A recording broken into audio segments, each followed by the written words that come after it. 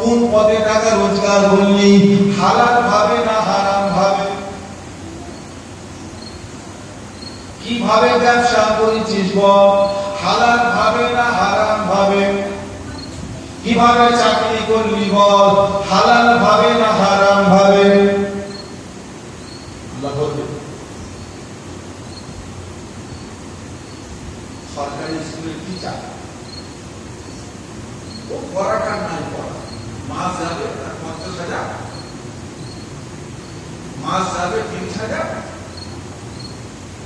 ঠিক মেহনত করে যদি ওই টাকাটা না নেয় ওটা হালাল হলো না হারাম হলো?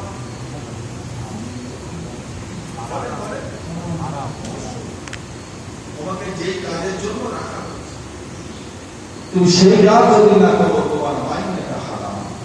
আমার দাদা মুফতিউল্লাহ রহমাতুল্লাহ আলাইহি প্রতিষ্ঠান বলেছিলেন আর বলেছিলেন, বাবা আমার এই মাদ্রাসার মধ্যে যে সমস্ত উস্তাদরা টিচার হবে, যারা হুজুররা পড়াশোনা করাবেন ছাত্রদের করে, যে সাবজেক্টটা আজকে পড়াবে ওই সাবজেক্টটা যদি গতকাল রাত্রিরে যদি বাড়িতে না পড়ে না মুতাআলা করে ওই সাবজেক্টটা যদি ক্লাসে এসে পড়ায়, সেই দিনের মাইনেটা সে হারাম। না পড়ালে পড়লেও হারাম হচ্ছে, যদি ওই সাবজেক্টটা সে বাড়িতে না পড়ে এসে যদি তুমি বাড়িতে পড়বে, নিজে বুঝবে, তারপরে আমার মাদ্রাসার ছাত্রদের করে এসে বুঝাবে।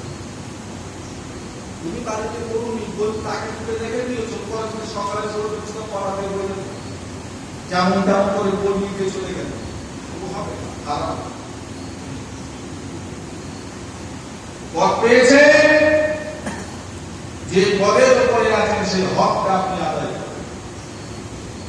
মেম্বার হয়েছে, প্রধান হয়েছে, গ্রামের গরিব মানুষের জন্য 50টা বাড়ি এসেছে, 30টা দেবেন আর 20টা গায়েব করে দিলেন।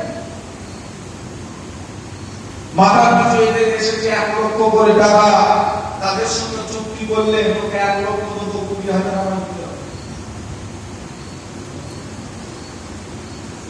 এইভাবে আপনার ছেলে পুলে মানুষ করছে, এগুলো হালাল হচ্ছে না হারাম হচ্ছে? আল্লাহ কিভাবে রোজগার করবি বল, কিভাবে ছেলে মেয়ে মানুষ করবি বল, কিভাবে চাকরি নাগাদ নেই বা ছাড়বে হচ্ছে দুটা, একদম আঘাত মুখ জাগে আল্লাহ মানে না, তাদের দ্বারা এই কাজগুলো সম্ভব। হারাম হারাম সব জড় করে দেখে তাদের জন্য, তাদের জন্য, ছেলেদের বাচ্চাদের আওতাদের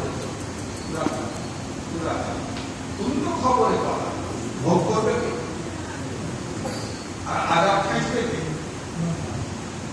ছেলে, কি বলবে? এটা বুদ্ধিমান বাপের কাজ না বোকা বাপের কাজ?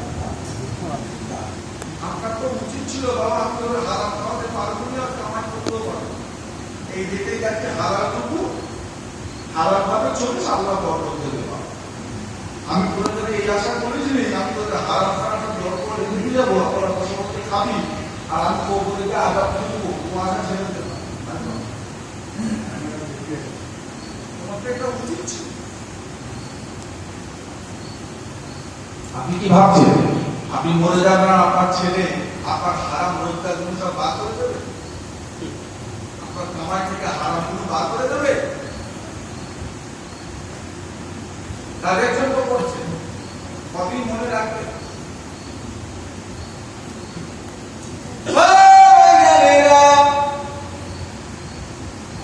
যখন আপনি মারা যাবে আল্লাহ আপনাকে সাড়া দেবে, আপনার ছেলে আপনার জন্য কাঁদবে, আপনার মেয়ে আপনার জন্য কাঁদবে, আপনার বিবি আপনার জন্য কাঁদবে। 1 ঘন্টা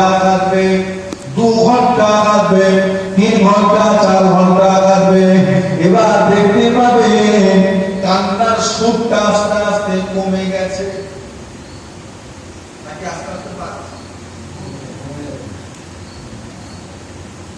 আর একদিন যদি রাখে পরের দিন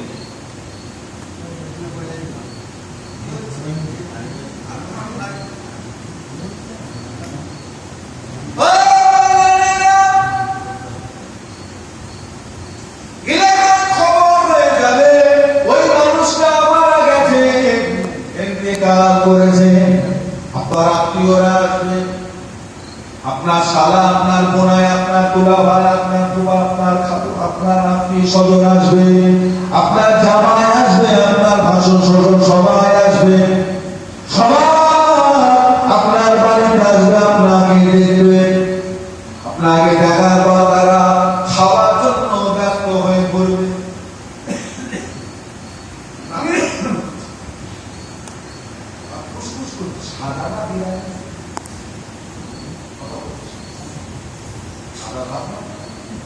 খাবার জন্য ব্যস্ত হয়ে পড়বে, আপনার আত্মীয় স্বজনেরা তখন খেতে বসবে, ওই খাবারের যদি একটু নুন কম হয়ে যায় তারা নিজেরা বলা কমা করবে, কি রান্না করেছিস, নুন দিয়ে ঝাল দিয়ে দিচ্ছি খাওয়া, তারা বিয়ে বাড়ি খেতে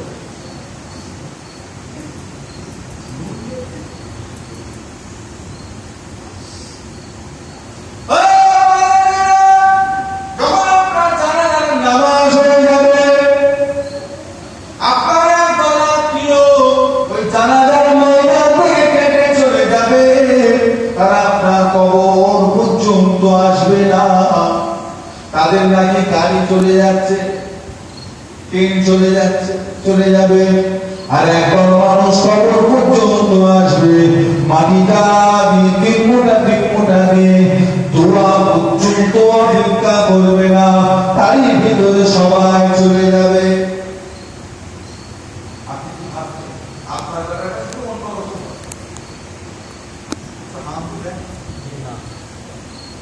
আপনার বেলাটা একটু অন্যরকম টাইপের, সবাই থাকবে, সবাই মায়া করবে, গ্রামে এক সপ্তাহ হারিয়ে চলবে না, তো আসবেই না, সব আপনার কবর দিয়ে থাকবে।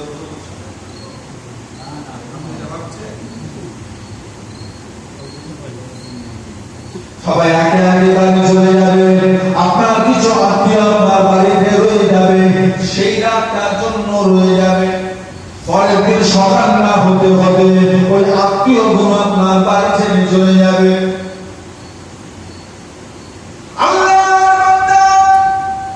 যে মোবাইল ফোনটা ব্যবহার করত, ওই ফোনটা তাদের কয়েকবার ফোন আসবে, আপনার ছেলে ফোন ধরবে, সেখান থেকে বলবে কি রে কেমন আছেন, বলে বাবা কি ভাই আমি আপনাকে চিনি না, না বলছি তোর আব্বা ঘোরা, আমার আব্বা মারা গিয়েছে, দুবার তিনবার আফসোস করে ফোনটা রেখে দেবে, জীবন আর কোনোদিন আপনার মোবাইলে আসে ফোন করবে না। এখানে আপনি চাকরি করতেন, যেখানে আপনি জব করতেন, চাকরি করতেন, তখন যারা মরণের খবর পেয়ে যাবে, রাত না যেতে যেতে আপনার জায়গায় বসানোর জন্য তারা একটা মানুষকে খোঁজা শুরু করে দেবে। কি বলছে? নাকি এক সপ্তাহ অফিস বন্ধ, এক সপ্তাহ বন্ধ,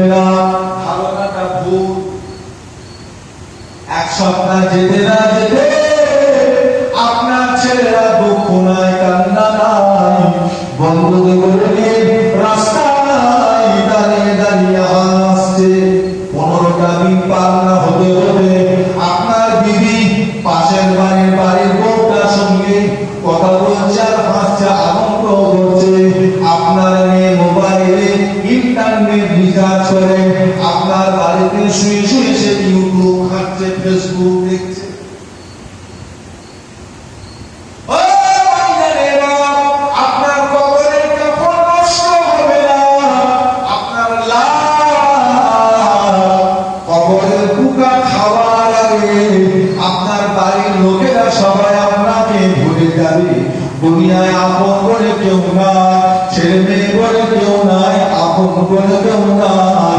আপন আপনার আমার মাত্র দুজনাই রয়েছে,